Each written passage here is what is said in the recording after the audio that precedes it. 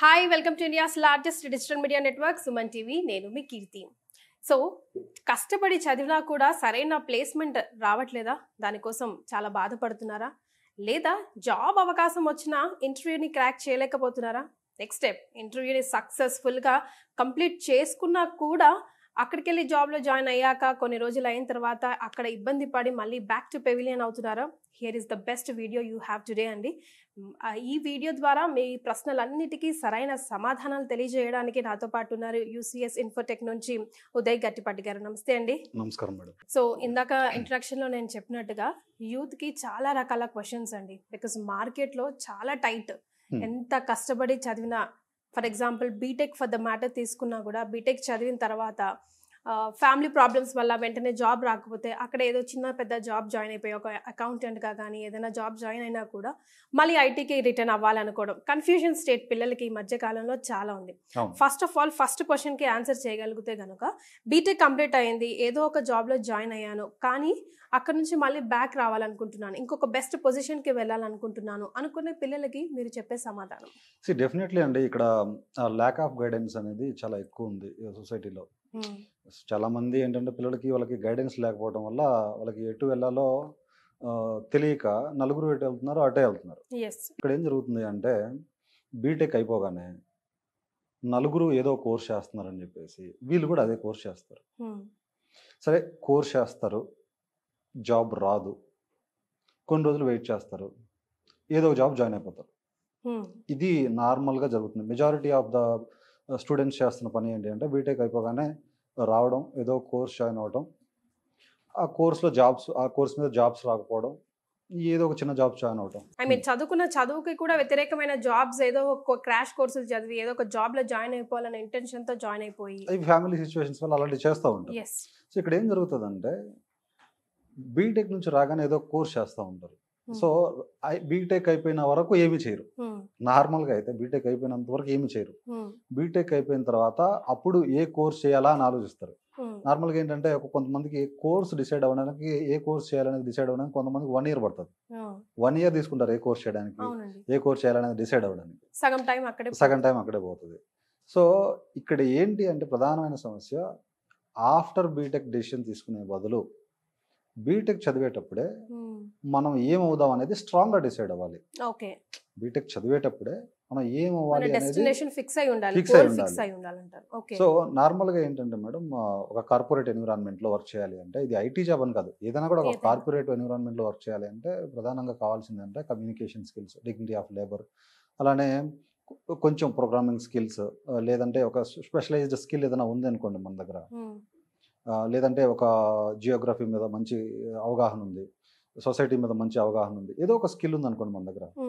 So ఆ స్కిల్ని మనం చదువుకునేటప్పుడు ఇంప్రూవ్ చేసుకుంటా ఉన్నాం అనుకోండి, by end of the studies ఏంటంటే ఎండ్ ఆఫ్ ది బీటెక్ కావచ్చు, బీఎస్సీ కావచ్చు, అది ఎంసీఏ కావచ్చు, ఎంబీఏ కావచ్చు, ఆ టైం కల్లా ఏంటంటే మీరు రెడీ అయి ఉంటారు. మనం బాక్సింగ్ రింగ్లోకి వెళ్ళే ముందు మనం ప్రిపరేషన్ అనేది ఎలా అయితే ఉంటుందో అప్పుడు అంతా రెడీ చేసుకున్న తర్వాత బాక్సింగ్లోకి ఎలా దిగుతామో, అలానే ఈ బీటెక్ చదివేటప్పుడే మనం స్కిల్స్ మీద ఫోకస్ చేయాలి. సో ఇక్కడ ప్రధానమైన సమస్య ఎక్కడ వస్తుంది అంటే గైడెన్స్ ఇచ్చేవాళ్ళు లేకపోవడం. గైడెన్స్ ఇచ్చేవాళ్ళు లేకపోవడం. ఎలాంటి ముందస్తు చూపు ఉండాలంటారండి? ఫర్ ఎగ్జాంపుల్ గా తీసుకుంటే, సో ఫస్ట్ ఆఫ్ ఆల్ కార్పొరేట్లో వర్క్ చేయాలి అంటే మనకు కావాల్సింది ఏంటి? ఫస్ట్ ఆఫ్ ఆల్ మనకి కమ్యూనికేషన్ స్కిల్స్ ఒకటి కావాలి. ఒక్కొక్కసారి చూస్తూ ఉంటాం ఎంటెక్ చదివిన పిల్లలకు కూడా ఫ్లూయెన్సీ ఉండదు, పర్సనాలిటీ డెవలప్మెంట్ ఉండదు, ఆ బుకిష్ నాలెడ్జే ఉంటుంది. సో కార్పొరేట్ ఎన్విరాన్మెంట్లో వర్క్ చేయాలంటే కమ్యూనికేషన్ స్కిల్స్ బాగుండాలి, లేదు అంటే డిగ్నిటీ ఆఫ్ లేబర్ ఉండాలి, లేదు అంటే ఏదో ఒక స్కిల్ ఉండాలి అనేది ఎవరు చెప్పరు. చదువుకునేటప్పుడు ఎవరు చెప్పరు. మామూలుగా గైడెన్స్ స్పెషల్గా ఎవరైనా చదువుకున్న వాళ్ళు కూడా ఒత్తిడి చేసి ఇలా ఉండాలి, కార్పొరేట్ ఎన్విరాన్మెంట్లో వర్క్ చేయాలంటే మనం ఇలా ఉండాలి అని గైడెన్స్ ఇచ్చే వాళ్ళు ఉండరు. డెఫినెట్గా ఏంటంటే మేడం, ఇక్కడ స్టూడెంట్స్కి ప్రెషర్ పెట్టి నేర్పించాలి. ఇది ప్రెషర్ పెట్టి అంటే మీరు ఏమవుదాం అనుకుంటున్నారు అనేది ఒక డిసైడ్ అయ్యి ఆ డెస్టినీ వైపు మీరు ట్రావెల్ చేయాలి అనేది మనం చెప్పాలి, గట్టిగా చెప్పాలి. చెప్పకపోవడం వల్ల ఏమవుతుందంటే ఆఫ్టర్ ద స్టడీస్ వాళ్ళు డెసిషన్ తీసుకుంటున్నారు. ఆఫ్టర్ ద స్టడీస్ అప్పుడు వాళ్ళు కమ్యూనికేషన్ స్కిల్స్ మీద ఫోకస్ పెట్టడం, అప్పుడు వాళ్ళు ఏదో ఒక స్కిల్ మీద నాలెడ్జ్ తెచ్చుకోవడం మొదలు పెట్టడం, సో ఏదైనా కూడా ఇవన్నీ ఇంప్రూవ్ చేసుకునేసరికి ఒక 2.5 years 3 years పడుతుంది. 2.5 3 years తర్వాత ఏదో ఒక ఆపర్చునిటీ వస్తుంది. ఈలోపు కొంతమందికి ఏమవుతుందంటే ఫ్యామిలీ సిచ్యువేషన్ బాగలేక ఏదో ఒక నాన్ ఐటీలో జాబ్లో జాయిన్ అయిపోతున్నారు. ఆ నాన్ ఐటీలో జాబ్లో జాయిన్ అయిన తర్వాత అక్కడ వచ్చే శాలరీస్ సరిపోవడం లేదు, ఫ్యామిలీని రన్ చేసేంత శాలరీస్ రావు, వచ్చినా కూడా సేవింగ్స్ ఉండవు. సో సాటిస్ఫాక్షన్ అయితే ఉండదు మేడం. ప్రధానంగా ఏంటంటే కొన్ని నాన్ ఐటీ జాబ్స్లో సాటిస్ఫాక్షన్ ఉండదు. వాళ్ళు ఏం చేస్తారు, మళ్ళీ ఒక హైపేయింగ్ జాబ్, హైపేయింగ్ శాలరీ వచ్చే జాబ్లో జాయిన్ అవుదామని అనుకుంటారు. అప్పుడు ఏం చేస్తారు, ఏదో ఒక కోర్స్ నేర్చుకుంటారు. కోర్స్ నేర్చుకున్నప్పుడు ఏమవుతుందంటే వీళ్ళు కోర్స్ నేర్చుకునేటప్పుడు కొన్ని ప్రధానంగా చూడాల్సినవి ఉంటాయి. ట్రైనరు ఎంత బాగా చెప్తున్నారు, టిల్ ద ఎండ్ తనకు జాబ్ వచ్చేంత వరకు సపోర్ట్ ఇస్తున్నారా లేదా, ఇవన్నీ కూడా ప్రధానంగా మనం చెక్ చేసుకొని అప్పుడు మనం కోర్స్ చూస్ చేసుకోవాలి. కోర్స్ అంటే కోర్స్ డిమాండింగ్లో ఉందని చెప్పేసి తీసుకుంటే వాళ్ళు 45 daysలో కంప్లీట్ చేసేసి ఆ 45 days కంప్లీట్ చేసిన తర్వాత నీకు నాకు సంబంధం లేదు అనేంత పరిస్థితి ఎక్కువగా ఉంది. మరి మన దగ్గర ఎలా ఉందండి? సో డెఫినెట్గా మేడం మన దగ్గర ఎలా ఉంటుందంటే మీరు మన స్టూడెంట్స్ని కూడా కనుక్కోవచ్చు. వచ్చిన దగ్గర నుంచి ట్రైనింగ్ జాయిన్ అయిన దగ్గర నుంచి ఆ స్టూడెంట్ మీద అబ్జర్వేషన్ ఉంటుంది. ప్రతి ఒక్క స్టూడెంట్ మీద అబ్జర్వేషన్ ఉంటుంది. ప్రతి ఒక్కరితో ఇండివిజువల్గా మాట్లాడతాను. వాళ్ళ స్ట్రెంత్ వీక్నెస్ నేను ఐడెంటిఫై చేస్తాను.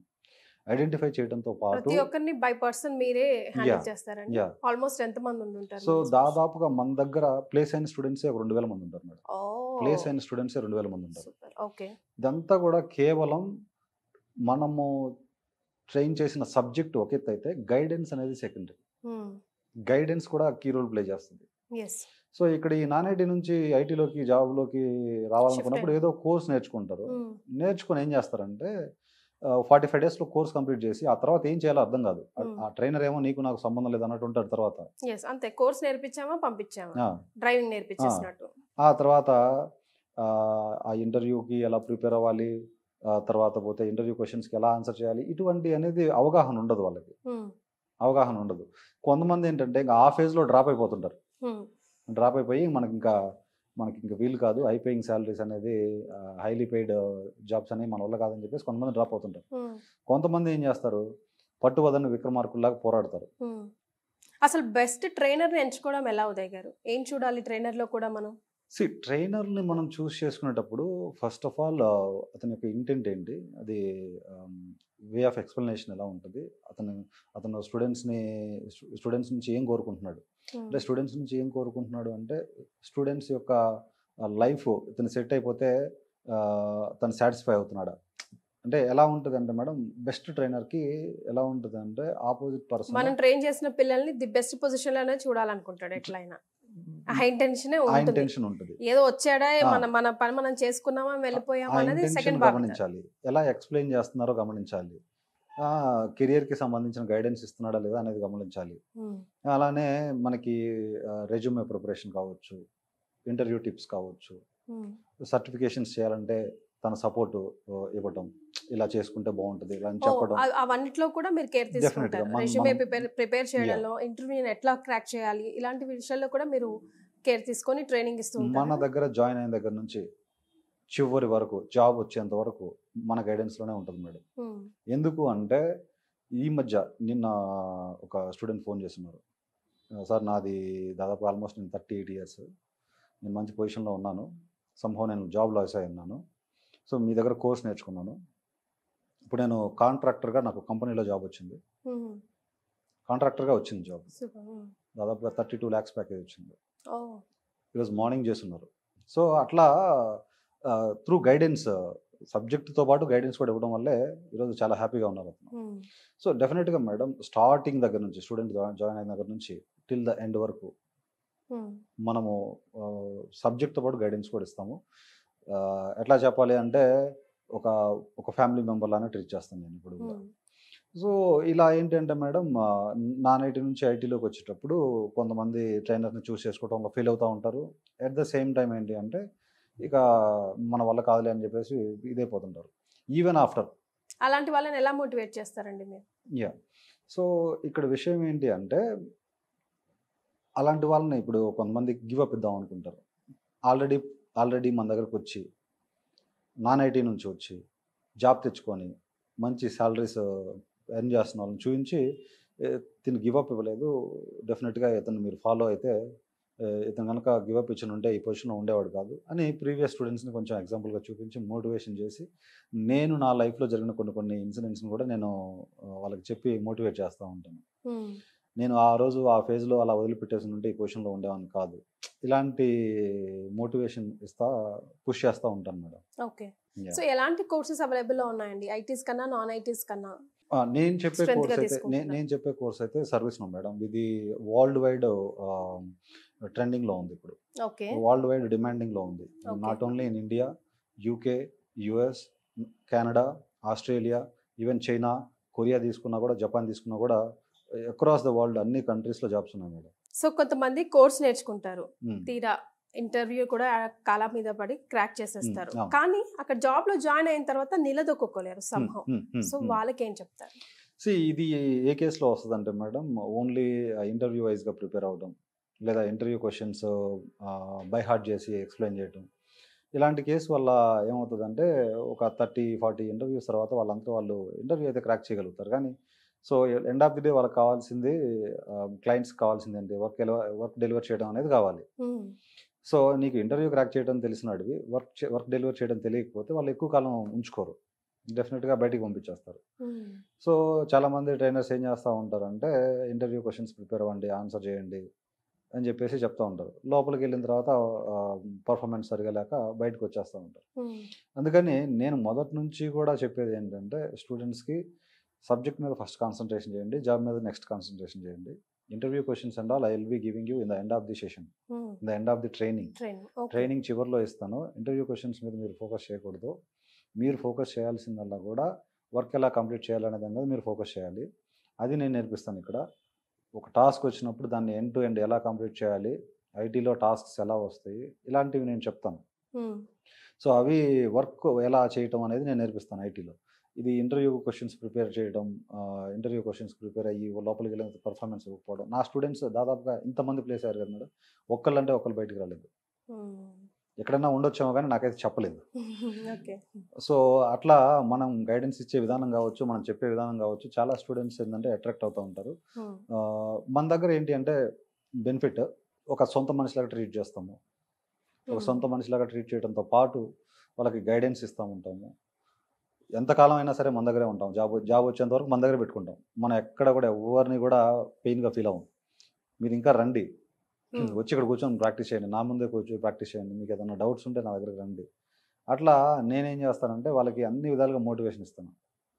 మోటివేషన్ ఇచ్చేసి కోర్సు స్టార్ట్ అయిన దగ్గర నుంచి వాళ్ళతోటి డైలీ ఇంటరాక్ట్ అవ్వటం, వాళ్ళకి ఏదైనా డౌట్స్ ఉంటే తీర్చేసి, వాళ్ళకి ఇంకా ఏదైనా మంచి మంచి విషయాలు ఉంటే చెప్పి, మార్నింగ్ నుంచి ఈవినింగ్ వరకు వాళ్ళతో పాటే ఉండి, దాంతోపాటు ఇంటర్వ్యూ క్వశ్చన్స్ కావచ్చు, రెజ్యూమే ప్రిపరేషన్స్ కావచ్చు, డైలీ టాస్క్స్ కావచ్చు, అలానే సర్టిఫికేషన్స్ చేయాలంటే ఎలా చేయాలి, ఇంటర్వ్యూ టిప్స్, ఇటువంటివన్నీ చేస్తూ ఉంటాను. వాళ్ళు నా దగ్గర 2 months ఉన్నా, 3 months ఉన్నా, 4 months ఉన్నా, 6 months ఉన్నా, 7 months ఉన్నా, ఎన్ని మంత్స్ ఉన్నా కూడా వాళ్ళని నా వల్లనే ట్రీట్ చేస్తూ ఉంటాను, నాతో పాటే ఉంచుకుంటాను జాబ్ వచ్చినంత వరకు. సో ఇట్లా మనము మార్కెట్లో అందరికీ కొంచెం ఫేవరెట్గా అయ్యాము. సో ఈ విధంగా మనం ఏంటంటే ఒక నాన్ ఐటీ స్టూడెంట్స్ కానీ, కెరియర్ మీద అవగాహన లేని వాళ్ళకి కానీ గైడెన్స్ చేయాల్సిన అవసరం ఉంది. ఈ మన ఇంటర్వ్యూ సెషన్ అంతా ఒక జిస్ట్ లాగా చేసి చూస్తున్న ప్రేక్షకుడికి చెప్పాలంటే, ఒక స్టూడెంట్కి చెప్పాలంటే, ఒక ఉద్యోగం కోసమో లేకపోతే వాట్ నెక్స్ట్ అని లైఫ్లో ఆలోచిస్తున్న వాడికి చెప్పాలంటే మీరు ఏం చెప్తారు? First of all to summarise, మనం సమ్మరైజ్ చేయాల్సి వస్తే మేడం, మనము గ్రాడ్యుయేషన్ చేసేటప్పుడే, మనం చదువుకునేటప్పుడే గోల్ ఫిక్స్ అయిపోవాలి. దాని వైపు మనం ప్రయాణం సాగించడం మొదలు పెట్టాలి. అది ఫస్ట్ థింగ్. అయితే సెకండ్ థింగ్, మనము నాన్ ఐటీ జాబ్స్ వైపు వెళ్ళినా కూడా మంచి ట్రైనర్ని చూస్ చేసుకొని అన్ని విధాలుగా గైడెన్స్ ఇస్తున్నాడా లేదా అనేది చూసుకోవాలి. అది సెకండ్ పాయింట్. మూడో పాయింట్ ఏంటి అంటే, ఇంటర్వ్యూ పాయింట్ ఆఫ్ వ్యూలో ప్రిపేర్ అవ్వకూడదు. ఇంటర్వ్యూ పాయింట్ ఆఫ్ వ్యూలో ప్రిపేర్ అవ్వడం వల్ల లోపలికి వెళ్ళిన తర్వాత పర్ఫార్మెన్స్ అనేది సరిగా లేకపోతే definitely they will ask you to leave that place. Interview success అయ్యి జాబ్ జాయిన్ అయినా కూడా తర్వాత కంటిన్యూ కాలేదు. అంటే నేను చెప్పేది ఏంటంటే, ఇంటర్వ్యూ ఫోకస్గా నేర్చుకోవడం కాకుండా వర్క్ ఎలా కంప్లీట్ చేయాలి అనే విధంగా నేర్చుకుంటే, సబ్జెక్ట్ మీద ఫోకస్ పెడితే డెఫినెట్గా వాళ్ళు వర్క్ కంప్లీట్ చేయగలుగుతారు, ఇంటర్వ్యూ కూడా క్రాక్ చేయగలుగుతారు. దీని మీద ఫోకస్ పెడితే ఆటోమేటిక్గా ఇంటర్వ్యూ క్రాక్ చేయడం అనేది ఈజీ అయిపోయింది.